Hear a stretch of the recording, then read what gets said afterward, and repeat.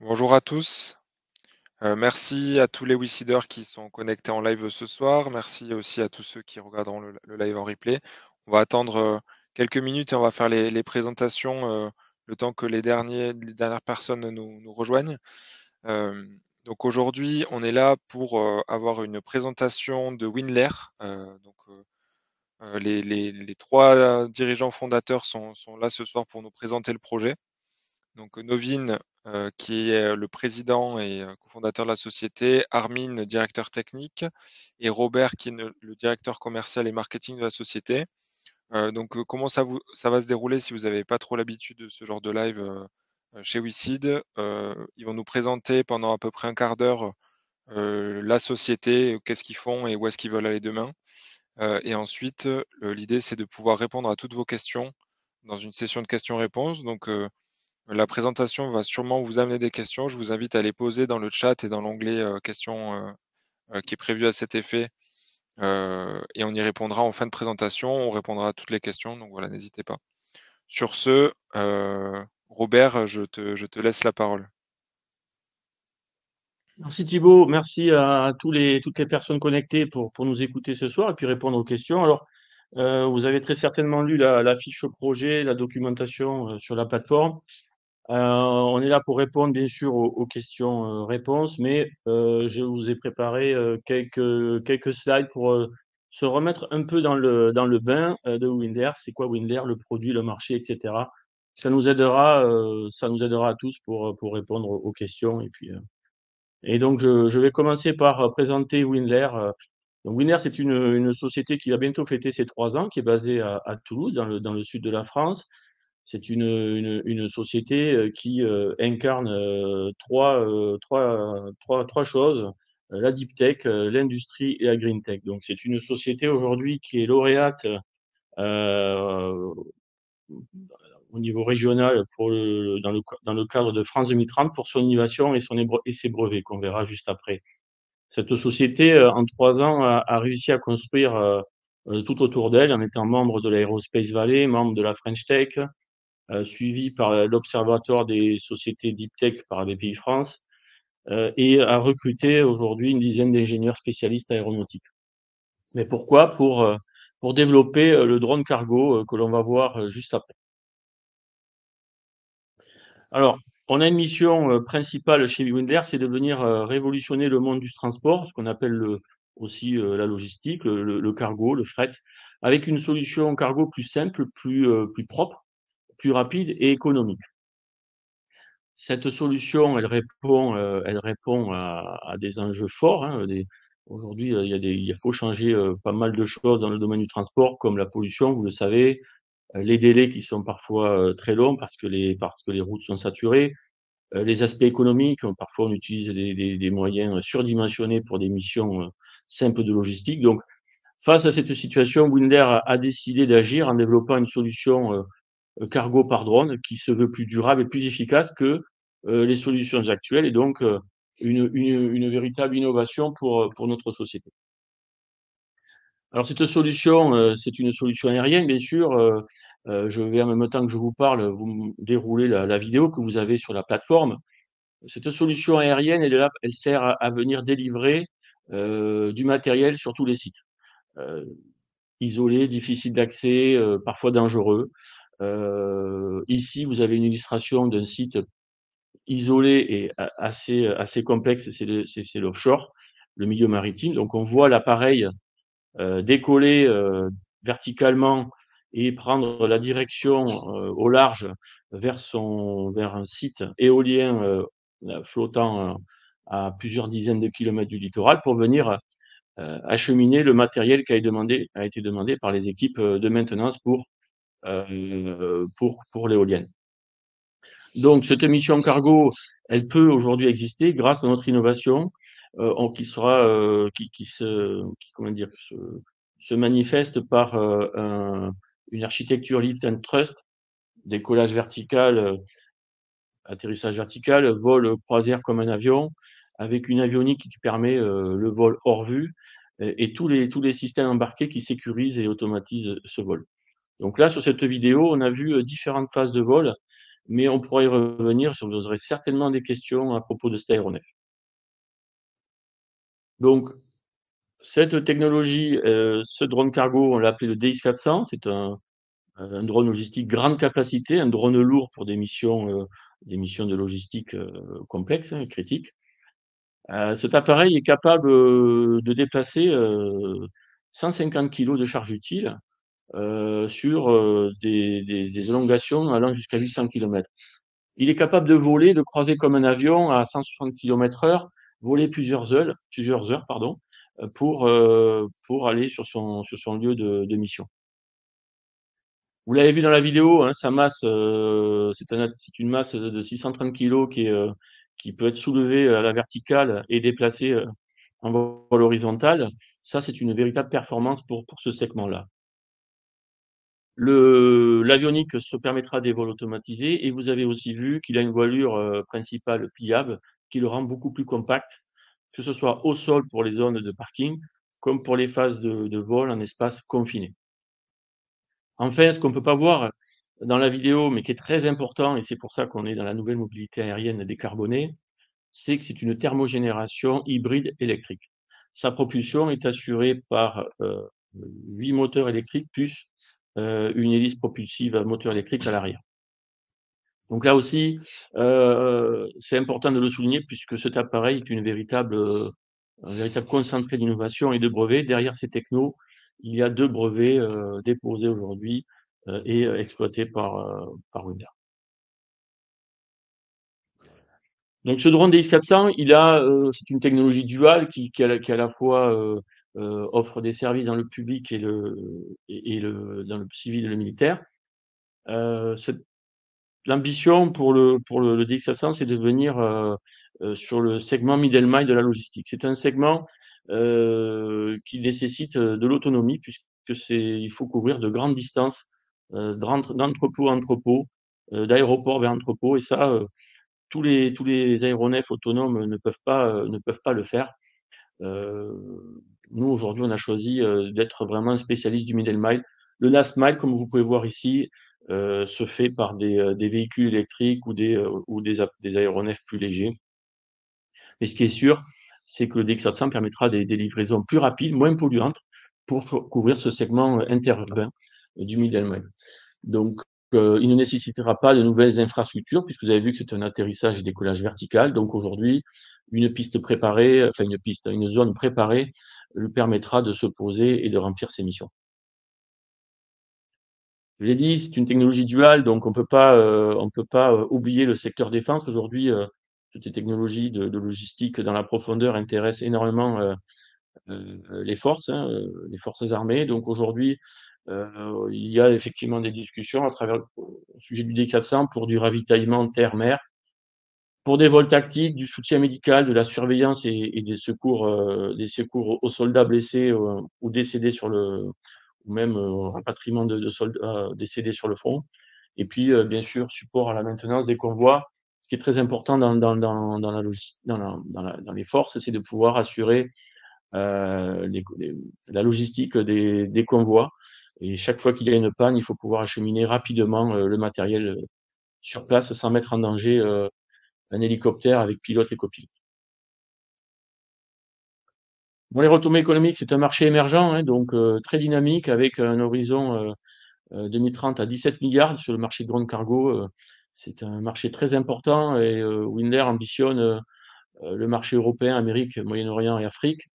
Sa cible est autour de 2 milliards parce qu'avec notre technologie, nous pensons capter une bonne part de ce marché global, qu'il soit civil et militaire.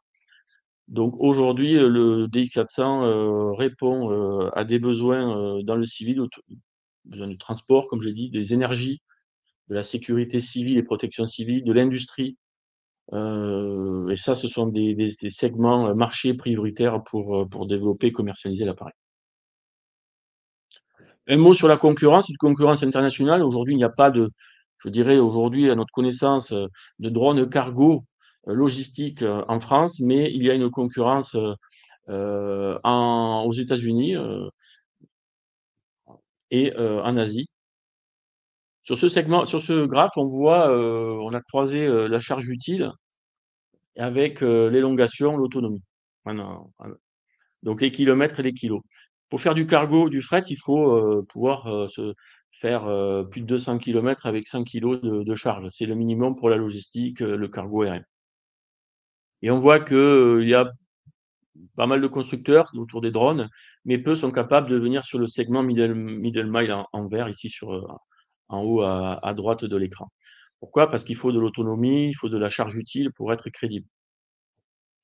Sur le côté gauche, on peut voir tous les drones 100% électriques ou à voilure tournante uniquement, comme des quadricoptères et sur ce principe-là. On voit qu'ils ne peuvent pas aller bien loin ou ils ont une charge utile assez limite.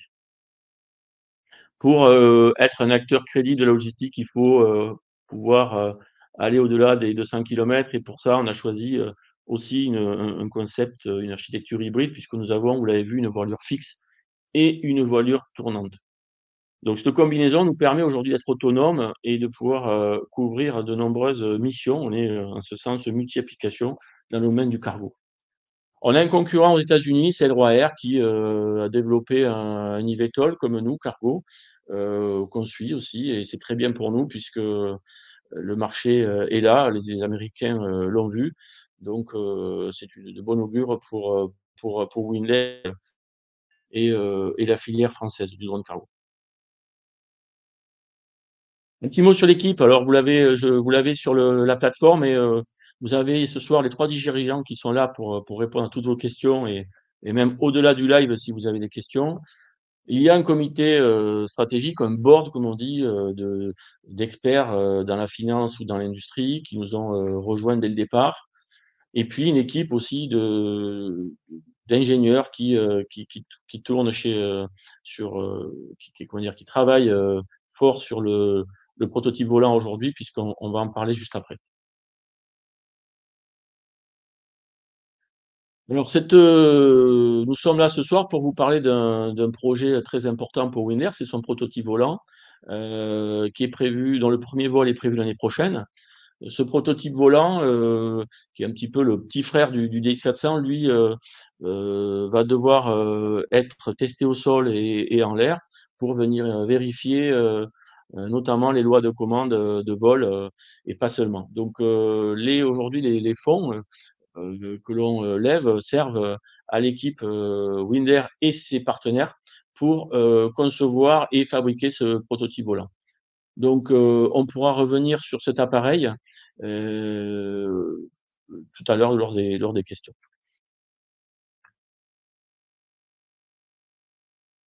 En fait, ce qui est en fait important aussi de vous dire, c'est que Wingler a pour ambition, après le prototype volant, de faire son démonstrateur, le DX400, et bien évidemment de lancer une ligne industrielle, une première usine en Occitanie, heu, pour pouvoir commercialiser cette flotte d'appareils. Alors évidemment, ici, on voit les livraisons d'appareils, on voit les ventes aussi qui s'accélèrent dans le temps. Mais ce qui est important de dire, c'est que notre appareil sera certifié. Donc cette commercialisation, ce business plan nécessitera une certification de l'appareil. Cette barrière technologique est réelle. C'est pour ça aujourd'hui qu'il y a peu d'acteurs de drones logistiques. Mais Winder a la connaissance et le savoir pour passer cette certification à horizon 2027. Donc la certification sera un des jalons à passer, mais l'équipe est prête et on pourra en discuter juste après.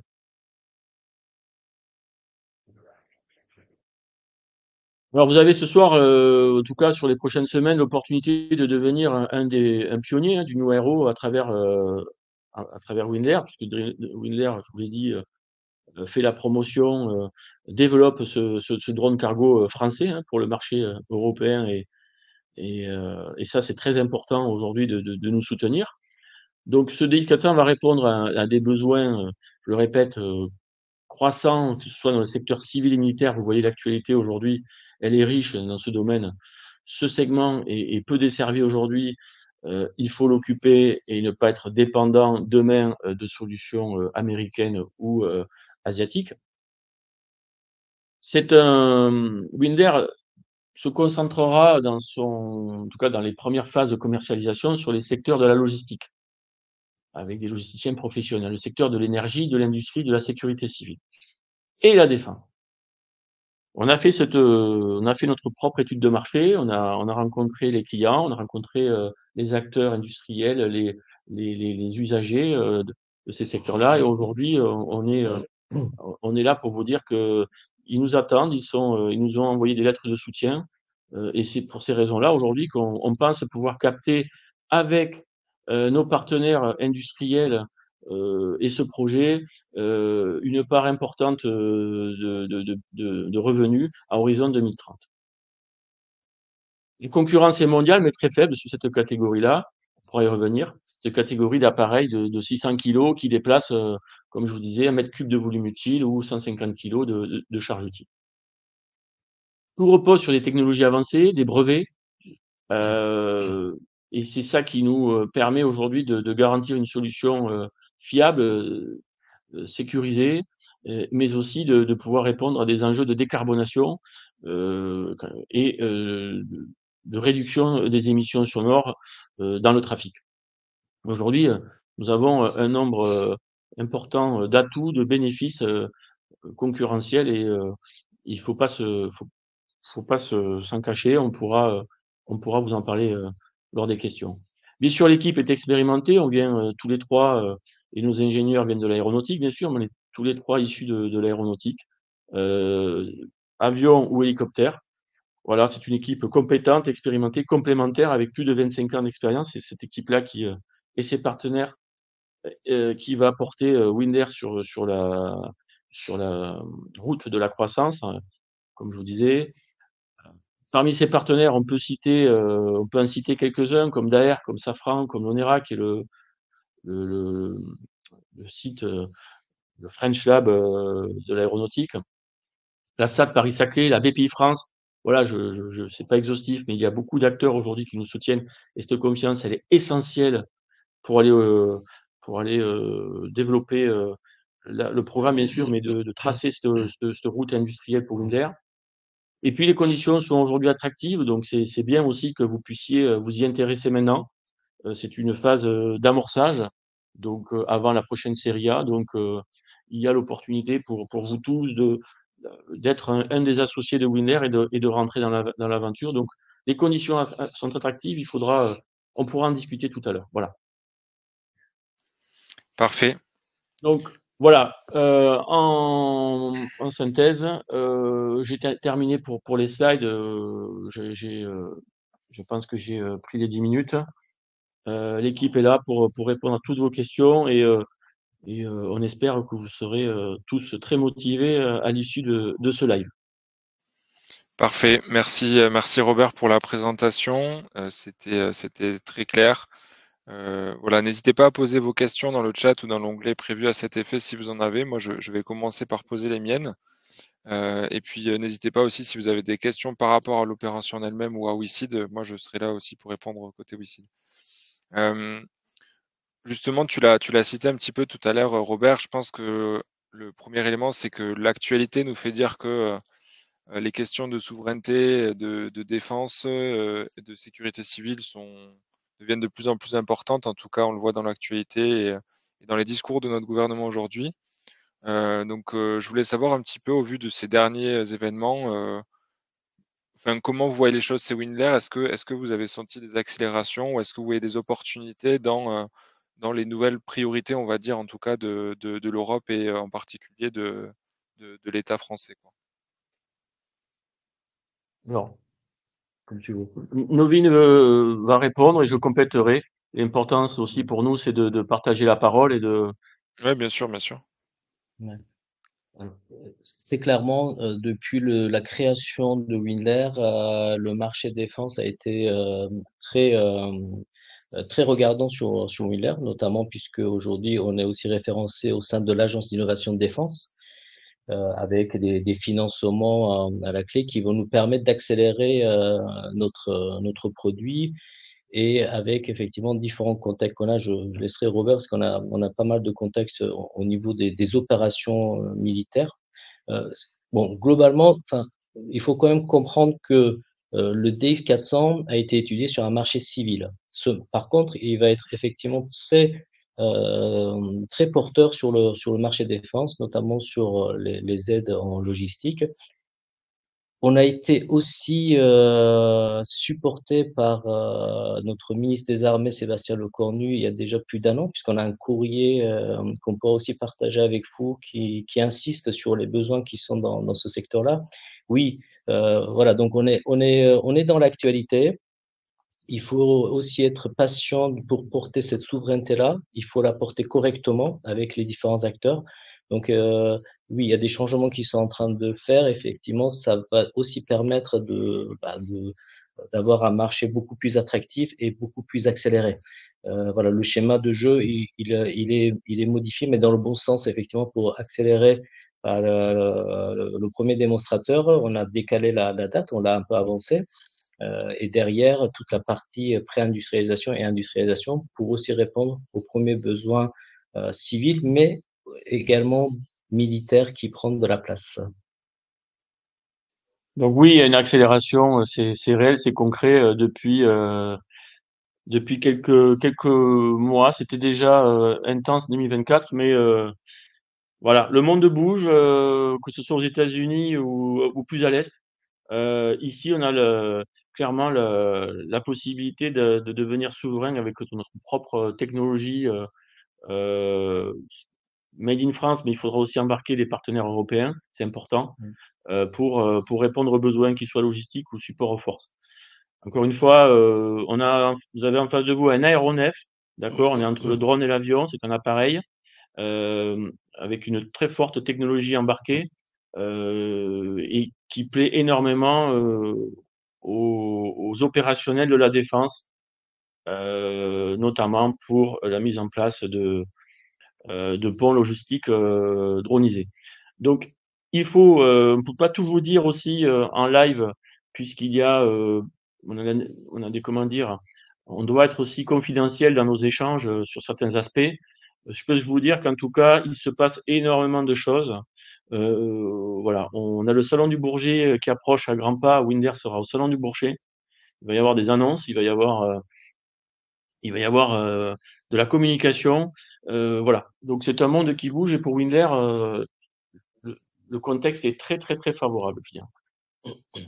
Très bien, merci messieurs. Donc on a pas mal de questions qui commencent à arriver dans le chat, donc je vais vous les poser dans l'ordre. Bon, la première, c'est merci pour la présentation. Est-ce que le DX400 est entièrement électrique?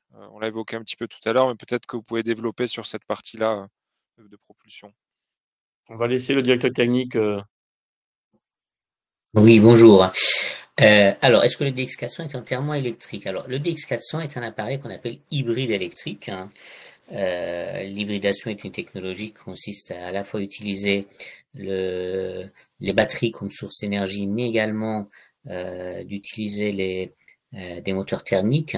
Mais il y a différentes façons d'utiliser les moteurs thermiques. Nous, on utilise les moteurs thermiques pour faire de la génération électrique.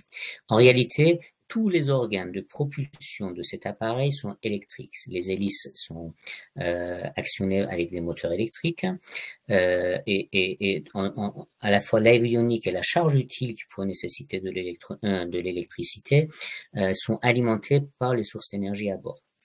On a fait le choix de faire une combinaison entre l'hybride et l'électrique, enfin l'hybridation entre le thermique et l'électrique, tout simplement parce qu'aujourd'hui, pour les performances qu'on va chercher, et ce sont des performances qui sont quand même relativement uniques pour ce segment, on ne peut pas tout faire en électrique, on ne peut pas tout faire avec la technologie des batteries, et donc cette hybridation est vraiment une option intéressante. Cela étant, le DX400 se positionne dans cette mouvance générale qui va vers la décarbonation de l'aéronautique, de l'aviation en général, tout simplement parce que la chaîne est conçue de la manière suivante. En réalité, tout est électrifié, oui.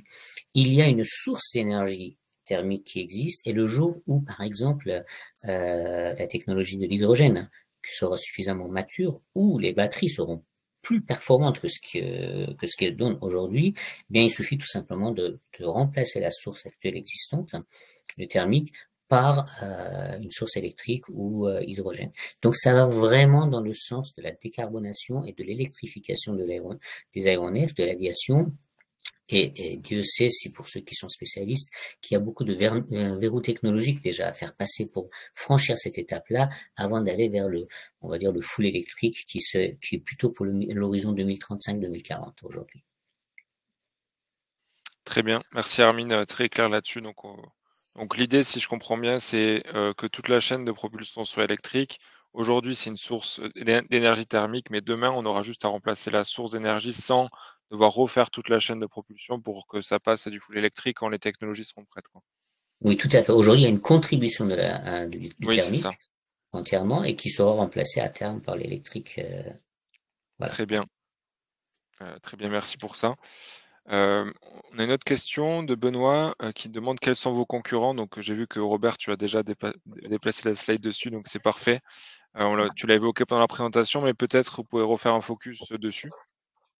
Oui, alors tout à fait. Alors il y a quatre quarts ici. Vous voyez charge utile en vertical, en horizontal, l'autonomie. Donc ça permet. Alors il y a beaucoup de concepts de drones, hein, des mini drones, des nano drones, des mini drones, des drones, des petits drones et des drones lourds, etc. Donc il faut revenir à des choses simples. Aujourd'hui, la concurrence elle est internationale. Bon déjà. Nous faisons une veille technologique quotidienne pour voir un petit peu ce qui se passe chez les autres. Alors, quand on regarde ce graphe, on voit que tout à gauche, on a beaucoup d'appareils avec une voilure tournante uniquement, qui sont malheureusement, qui ont une problématique, c'est qu'ils sont en difficulté dès lors qu'il faut de l'autonomie. Donc, ce sont des appareils qui sont 100% électriques et donc qui ont ils emportent beaucoup de batteries, beaucoup de poids, et malheureusement, ça les empêche d'aller bien loin. Ceux qui transportent beaucoup de charges et qui sont 100% électriques auront du mal, là aussi, à aller plus loin qu'une cinquantaine de kilomètres. Bon. Sur le quart droit en bas, on a de l'air jouable, des sociétés qui ont une voilure fixe et qui ont choisi une voilure fixe et une voilure tournante. Donc, ça leur permet d'avoir une meilleure autonomie, mais ils n'ont pas forcément de charge utile suffisante à bord pour être un acteur de la logistique middle mile. Et puis en haut à droite, on a ceux qui peuvent aller loin et transporter plus de 100 kilos, donc 150, 200, ça dépend des missions aussi, du choix de la mission. Et donc là, il y a une barrière technologique très très très forte. Là, il y a beaucoup moins d'acteurs. On a un Américain qui est le roi R, et vous pouvez le voir, il publie sur sa techno. On a de très très de nombreux points communs avec eux, mais on a des différences aussi de choix techniques. Voilà, qui fait qu'aujourd'hui, on se place devant eux sur le middle mile. Donc, en résumé, si on met qu'une propulsion électrique, malheureusement, on ne va pas loin, donc on ne rentre pas, on ne devient pas concurrent dans le domaine du cargo. Si on ne met pas de voilure fixe pour voler comme un avion et avoir toute l'aérodynamique, la portance d'un avion, on ne va pas loin. Là aussi, c'est un choix qu'a fait Windair, c'est pour ça qu'on couvre ce segment-là. En fait, il y a de grandes disparités dans les drones et notamment dans leur domaine d'application. Windair le D400 avec sa charge utile, son autonomie devient multi-application, aussi bien dans le domaine du cargo que dans l'observation, puisqu'il peut aussi faire du cargo missionné, comme on dit, c'est-à-dire emporter des lidars, des caméras de 50-60 kg extrêmement lourdes qui permettent aux clients du civil ou de la défense de pouvoir mener des missions d'imagerie à très grande précision et à très grande échelle. Donc voilà, à gauche, vous avez les voilures tournantes, à droite, les voilures fixes et tournantes. Et je pense que j'ai assez bien résumé, enfin, en tout cas, je m'arrête là, je pense qu'il y aura des questions, mais je pense avoir résumé la position de Windair avec sa technologie Lift and Trust. Ouais, merci Robert. Je dois compléter, Merci ça me Robert vient, pour les précisions. Peut-être. Ouais. Oui, je voulais préciser, il y a effectivement aussi vous pouvez voir de la communication sur des appareils, des avions dronisés. Donc toutes les technologies d'appareils volants, avions dronisés, en vol automatisé, existent aussi, mais la difficulté pour ces solutions-là, c'est qu'elles ont besoin d'une piste d'atterrissage de minimum 400 mètres pour pouvoir poser leur avion dronisé. Aujourd'hui, je répète, c'est un eVTOL, le DX400, il peut se poser en vertical sur un parking, sur une zone préparée, sur une zone, sur un helideck, un héliport. Voilà, il a beaucoup plus de latitude pour se poser et opérer pour les logisticiens. Voilà, je termine. Parfait, merci Robert pour les précisions.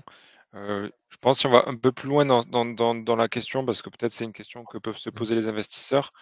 Quel est l'état d'avancement aujourd'hui de ce concurrent principal? En tout cas, on va se concentrer sur celui, on va dire, qui produit un drone avec les mêmes ambitions que le vôtre.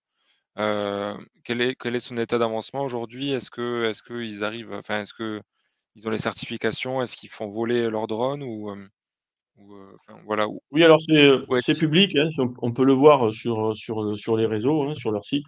Alors, ils ne sont pas certifiés aujourd'hui, mais ils ont mené des opérations de test en vol aux États-Unis. Donc voilà ce que je peux dire.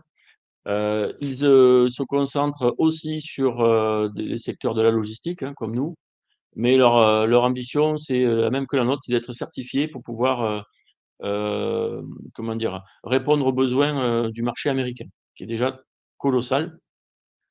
Donc, je dirais qu'il y a un marché colossal, il faudra plusieurs acteurs pour le couvrir. On connaît déjà le match franco-américain dans le monde des avions civils, mais là aussi, le marché est mondial, donc L3R va se concentrer dans un premier temps sur une certification auprès de la FAA pour pouvoir commercialiser et faire des vols aux États-Unis. Voilà. Et nous, on fait la même chose, mais avec la même logique, mais pour le marché européen, en étant certifié par l'Agence européenne de la sécurité aérienne, l'EASA. Voilà, donc on va avoir comment dire, on va avancer en parallèle, eux et nous. Les technologies sont proches, mais avec de grosses différences. Voilà. Donc il faut être un peu connaisseur pour les voir, mais voilà. Thibaut, juste, ce point-là, il est important, je vais juste le compléter. Enfin, dans ce monde concurrentiel, ce qui est important, effectivement, Elroy existe depuis bien longtemps, hein. Je crois que leur année de création, c'est autour de 2016, avec des évolutions sur leur démonstrateur. Mais le marché est immense. On parle d'un marché entre 17 à 20 milliards à horizon 2030, sans prendre en compte tout ce qui se passe aujourd'hui. Faut pas se leurrer, il va y avoir de la concurrence. Ça, c'est une évidence. Donc, il faut aller vite. Il faut pousser notre technologie. C'est-à-dire, il faut tout le temps évoluer dans notre technologie. C'est-à-dire que c'est pas juste qu'on a sorti un premier et on l'industrialise. C'est que cette technologie, elle va devoir vivre dans le temps et prendre de l'avance. C'est comme ça qu'on peut aussi prendre des parts de marché. La chance qu'on a aujourd'hui, c'est que on est dans les premiers à démarrer, en tout cas, sur ce type d'appareil. Il y en a beaucoup. On a la techno et il faut globalement accélérer. Donc, c'est aussi ça qui va faire que demain, on va pouvoir se positionner au niveau international. On a des ambitions internationales. Ça, c'est important, notamment sur le continent américain, pour aller aussi capter des marchés. Donc tout ça feront que Windler et avec son appareil DX400 sera l'un des meilleurs dans le temps. Alors après, il y a nos politiques aujourd'hui, hein, qui vous connaissez le contexte, qui privilégient les solutions souveraines nationales. Aujourd'hui, l'accent est mis sur des technologies françaises. Si je prends c'est un exemple, mais si je prends le volet défense aujourd'hui, nos politiques, voilà, cherchent à s'équiper de solutions françaises. Voilà, donc ce qui fait que un appareil américain comme l'L3R ne sera pas un concurrent sur ce segment-là de la défense française, par exemple. Après, juste Ouais, pour mais tout compléter sur la partie oui. civile, c'est que les intentions commandes aujourd'hui, qui commencent à être assez visibles, c'est aussi dans le civil, faut pas l'oublier. C'est, cet appareil va pouvoir aussi permettre à faire des observations beaucoup plus pointues, rien que par les appareils, et aussi les caméras qui sont beaucoup plus lourds que ce qui existe aujourd'hui sur les petits drones à transporter. Donc, il y a aussi des activités qu'on appelle de chronophage d'observation et de cartographie sur lesquels beaucoup d'acteurs, en tout cas d'exploitants, se positionnent sur le DX400. Donc voilà, donc il faut essayer d'avoir une stratégie, une politique commerciale qui aille dans ce sens-là. Et enfin, sur le segment protection civile, aujourd'hui, l'appareil, le DX400 sera, comment dire, parfait pour la gestion de crise lors des catastrophes naturelles.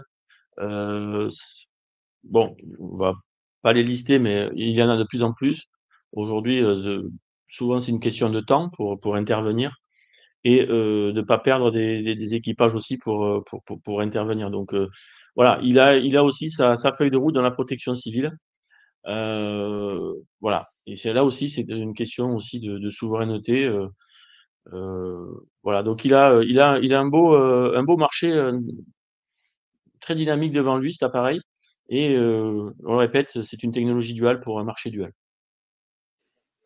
Ouais, ouais, bien sûr, bien sûr. Bah, je pense que de toute façon, le fait qu'il y ait un concurrent et qu'il soit positionné sur le même créneau que vous, enfin, c'est au contraire plutôt positif. Ça veut dire Totalement. qu'il y a un Oui, marché.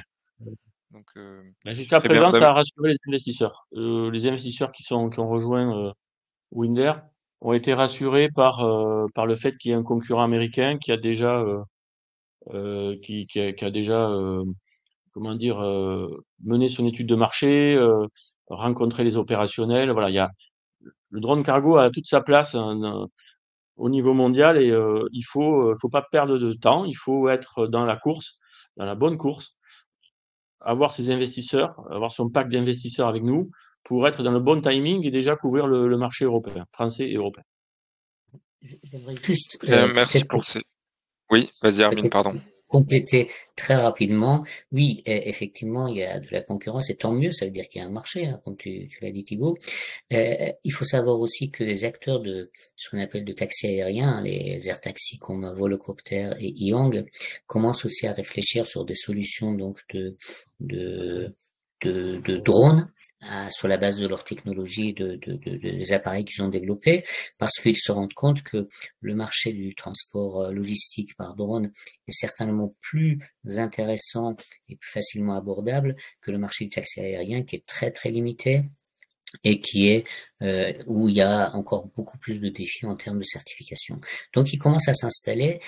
Fort heureusement, ils avaient parié sur le tout électrique, ce qui fait qu'ils ont des performances qui sont pas suffisantes, mais on voit bien qu'il y a un marché et des acteurs commencent à s'y installer. Merci pour la précision, Armin. Bon, très bien. Je pense vous avez pas mal détaillé ce point sur la concurrence. On a une autre question également de Benoît qui demande quel nombre d'exemplaires pensez-vous produire à 3 ans? Est-ce que ce serait seul ou en collaboration et avec qui? Et en termes de business plan plus long terme, quand pensez-vous être profitable sur la structure? Donc globalement alors le business plan, je pense qu'il est visible dans le deck. Comment c'est structuré. Euh, alors, dans 3 ans, effectivement, on va arriver à horizon 2028. L'objectif de Windler, c'est de commencer par des petites cadences parce qu'il faut fiabiliser les outils industriels et les moyens industriels pour monter en cadence au fur et à mesure. C'est-à-dire qu'on va commencer par des cadences de 2, c'est-à-dire 2 par mois, et pour finir en 2030 à 9, c'est-à-dire 9 par mois. Donc, on a cette ambition et à travers ça, c'est une seule entité de production globalement. C'est comme ça qu'on a imaginé la prochaine usine et c'est comme ça que ça devrait se faire. Le seuil de rentabilité, le point d'équilibre, globalement, dans le planning défini tel qu'on a et tel qu'on va déployer dans le temps, ça va arriver autour de 2030-2031, puisque souvent, c'est là où on arrive à pleine cadence sur une seule usine. Je parle une seule entité parce qu'on n'a pas encore, voilà, on va pas s'engager sur quelque chose qu'on ne maîtrise pas. On maîtrise en tout cas la réalisation de la première usine. Et vers 2030-2031, c'est là qu'on va atteindre le seuil de rentabilité et que la courbe va s'inverser. Voilà. Aujourd'hui, c'est le plan au niveau national. Il faut pas oublier qu'à un moment, par rapport aux besoins, parce que les besoins sont énormes, ce qu'on a, la projection est de 500 appareils, si j'ai les chiffres en tête, c'est de 500 appareils à horizon 2033 à peu près. Voilà, donc ça, si on va aller un peu plus vite, il faut une deuxième entité. On est en train de le réfléchir aussi, qui peut se faire plus sur le plan international, mais toujours en tant que bonne société française aussi pour attaquer le marché international. Mais ça peut se faire dans notre entité, enfin dans notre continent européen. On verra, ça c'est un peu plus tard, on le réfléchira un peu plus tard. Alors, Ok. pour compléter, il y a quand même, voilà, les industriels nous accompagnent hein. Aujourd'hui. C'est depuis, je dirais, depuis la création de Windler. Aujourd'hui, il y a des industriels réputés, de renommée, qui sont à nos côtés avec nos équipes pour préparer la conception, bien sûr, mais aussi la feuille de route industrielle derrière. Donc, l'aventure va se faire avec nos partenaires industriels et pas autrement. Voilà. Donc, soyons clairs. Soyons clairs là-dessus, que ce soit pour les équipements comme pour la structure. Voilà. Aujourd'hui, la feuille de route se bonifie chaque semaine. Et il y aura là aussi des annonces au Salon du Bourget, qui est dans quelques mois, avec ses partenaires industriels. Voilà. Ça, c'est un gage technique, voilà, pour dérisquer l'innovation, le programme et son industrialisation. C'est vrai qu'on peut pas trop rentrer dans le détail de nos partenariats parce que ils sont, voilà, il y a quand même pas mal de clauses là-dedans. Évidemment, on se positionne comme assembleur, donc on va avoir besoin d'une supply chain, mais aussi des partenaires solides. On en a nommé quelques-uns, vous les avez, hein.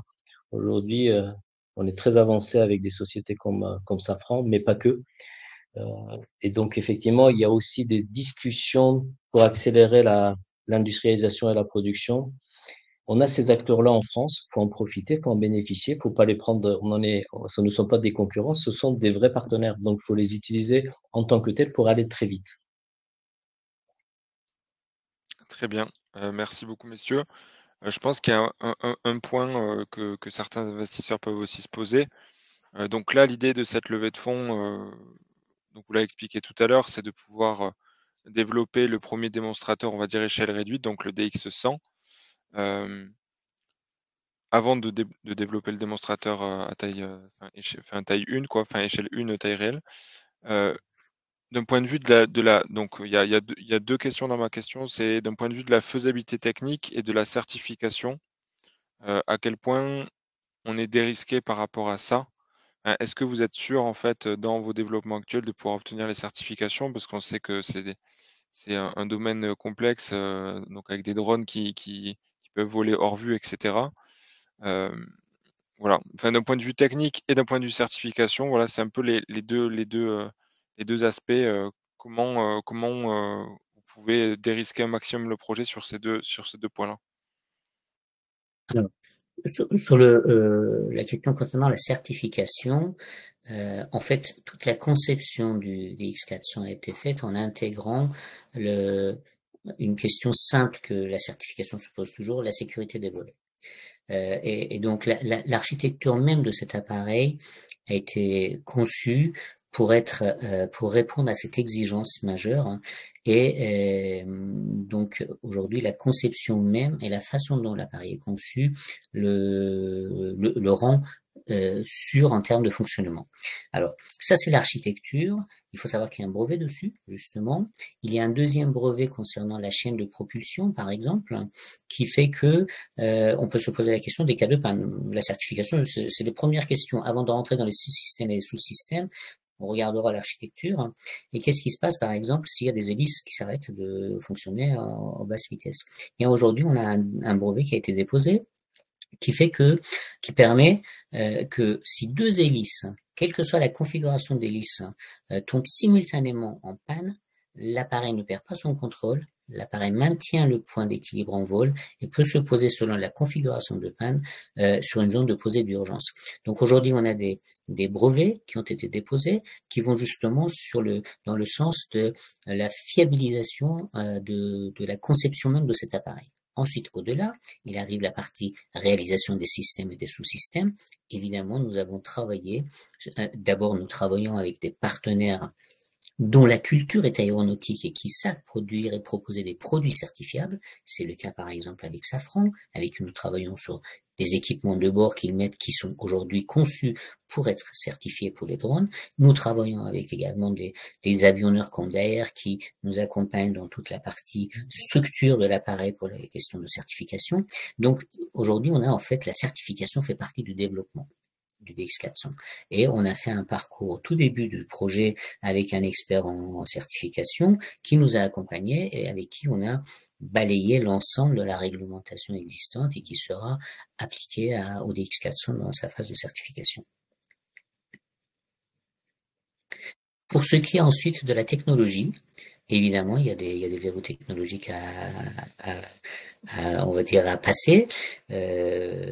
Le process de développement du DX400 est prévu de sorte que justement, au fur et à mesure, on travaille sur les différentes technologies. Aujourd'hui, on est en train de développer la chaîne de propulsion de cet appareil sur un banc sol. Sur ce banc sol, on va donc tester des équipements, tester leur performance, les mettre en œuvre, optimiser leur conditionnement sur le banc avant de les intégrer justement dans la deuxième étape qui est notre démonstrateur à l'échelle réduite, le DX100.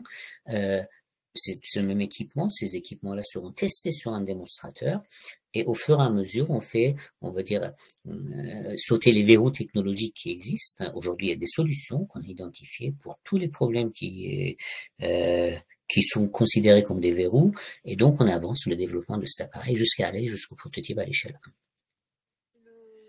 Parfait, merci Hermine. Ben, il y a une question qui on va dire qui rejoint la mienne, qui est en suivant. Quelles sont les différences techniques entre le DX100, en fait, la version à l'échelle réduite, et le DX400?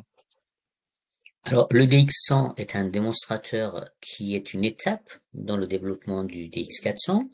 Ce démonstrateur va nous permettre de tester l'équipement avionique qu'on a sélectionné pour le DX400 pour regarder sa fiabilité et son conditionnement, pour tester en même temps à travers ces équipements avioniques les lois de pilotage que nous allons mettre en place, donc les algorithmes de pilotage de l'appareil DX400, ce qui veut dire que la conception même du DX100 est assez similaire en termes d'aérodynamique, assez proche du DX400 pour reproduire ce qu'on appelle les mêmes qualités de vol. Et donc on testera les lois de pilotage, on testera aussi les composants de la chaîne de propulsion sur le DX100, ce qui va nous permettre en réalité de gagner en maturation de ces technologies qu'on va mettre en vol avant de basculer sur le DX400. Le DX100 sera un petit, on va dire, appareil miniaturisé, ça fera quand même 300 kg à peu près, mais ça sera un appareil plus petit.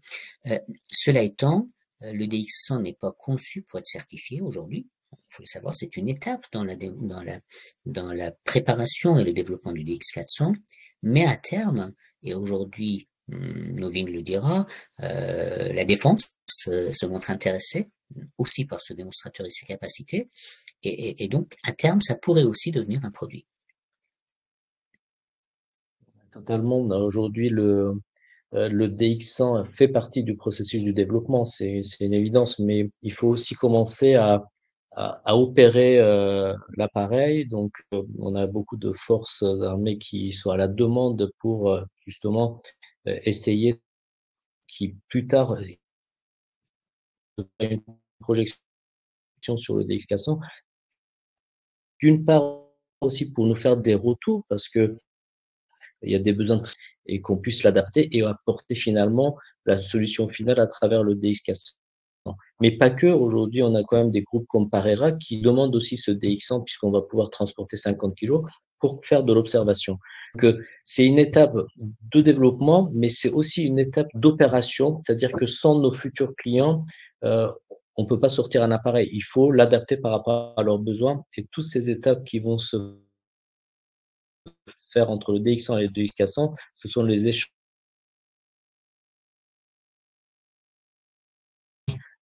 avec les futurs utilisateurs. Très bien. Merci Novine pour ces réponses. Bon, ça fait maintenant à peu près 50 minutes qu'on est en live. Je pense qu'on a balayé C'est pas mal Thibaut, de questions. voilà. Vous m'entendez? Oui, je crois que Novine et Robert ont une mauvaise Ah, connexion. Ouais. Effectivement, Moi, je on suis peut là. continuer les questions-réponses sur le canal, hein, sur la plateforme. Ça, c'est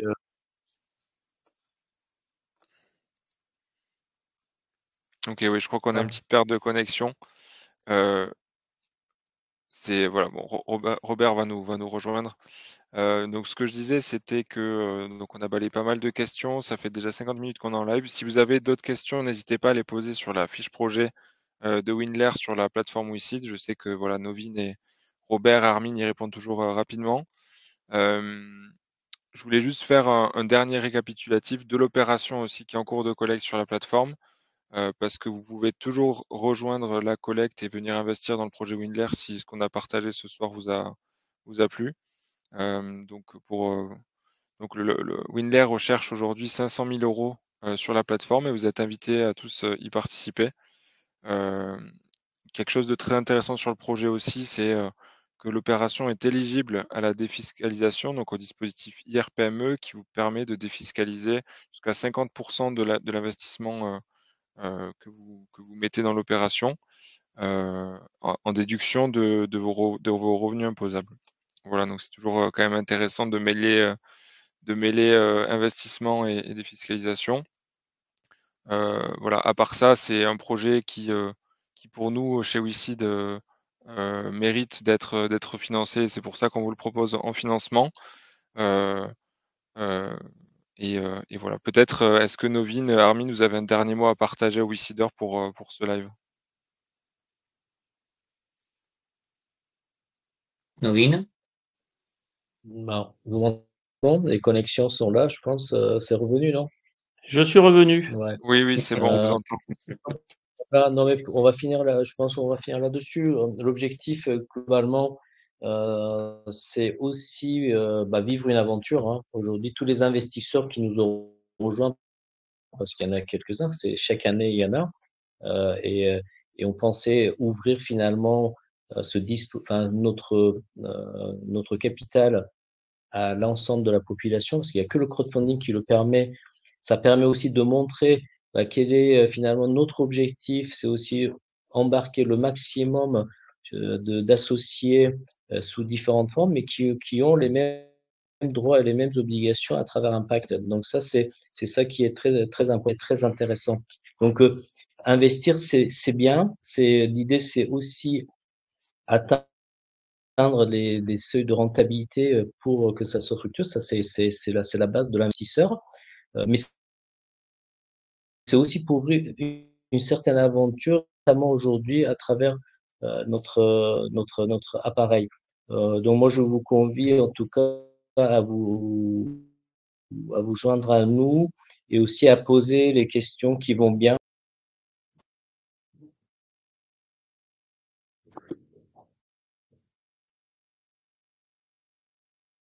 Vous nous La entendez? connexion. Oui, la connexion est mauvaise de Robert, hein. Oui, ça a coupé un petit peu Mm. sur la fin, mais je pense on a compris l'idée donc je vous Bien, invite, ouais. C'est je parfait. vous invite Restons à aller connectés. Enfin, ouais. Donc je vous invite à aller sur la fiche projet de Windler sur la plateforme voilà, pour aller prendre les informations et poser vos questions si vous en avez encore. Puis je vous rappelle que du coup ce live il sera disponible en replay voilà, si vous voulez le revoir. Hem et voilà, je pense qu'on peut se laisser, on peut voilà, finir là-dessus. Bien sûr. Bon, Bien bah, sûr. écoutez, merci à tous et à Merci. très bientôt. Merci Merci pour Thibaut. vos questions. Merci à tous. Ravi d'avoir participé. Et Au à très revoir. vite sur les réseaux. Merci. Au revoir. Au revoir.